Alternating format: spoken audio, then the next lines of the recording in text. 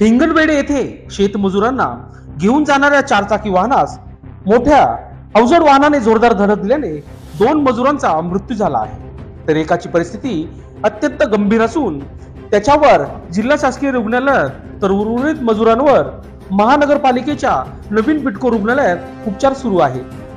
दिनांक 22 फेब्रुवारी रोजी गुरुवारी सकाळी 10 वाजता ही घटना घडली आहे। गंगापाडळी येथून कोबी कापण्यासाठी 9 शेतमजूर सुमो कंपनीच्या छोट्या चारचाकी वाहनाने भगूरच्या दिशेला निघाले होते।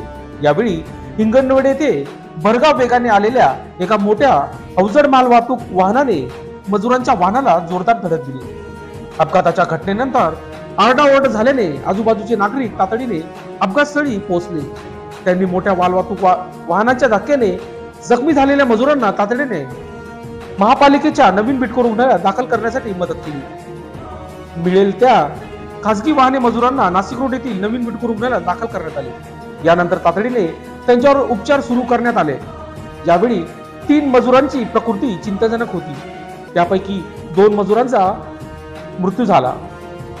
अजय गोटीराम भांगरे व सचिन राजाराम मोरे अशी मृत्यू झालेल्या मजुरांची नावे आहेत। एका मजुराला उपचारासाठी जिल्हा शासकीय रुग्णालयात दाखल करण्यात आले असून उर्वरित मजुरांना नवीन बिटको उपचारात सुरू आहे। समाधान लक्ष्मण भांगरे, अंकुश काळू भांगरे, विक्रम गोटूराम भांगरे, दौलत पिल्लाजी भांगरे, गणेश किरण गारे, मलिक राजाराम मोरे अशी जखमीची नावे आहेत। दरम्यान अपघाताची घटना घडल्यानंतर मजुरांच्या नातेवाईकांनी रुग्णालयात धाव घेतली। मोठ्या प्रमाणात आरडाओरडा सुरू होता। पोलीस घटनास्थळी धाव घेत अपघाताच्या घटनेची चौकशी सुरू केली आहे। चूक कोणाची याविषयी पोलीस यंत्रणा शोध घेत आहे। दरम्यान शेतमजूर ठार झाल्याची बातमी नाशिक रोड परिसरातील ग्रामीण भागात हळहळ व्यक्त करण्यात आली आहे। समाधान लक्ष्मण भांगरे, आम्ही कामाला चालू होतो गंगापाडळीवर बघू, तर एल पी वाल्याने धडक, तर आम्ही 8 जण होतो। कोणत्या ठिकाणी धडक मारली? थोडं जोरात बोल ना। हिंगणवेढा। गाडीत किती जण होते? 8 जण। तुम्ही कशासाठी चालले होते? कामाला, मजूर। कुठे कामाला? बघू। काय नाव सांगतील?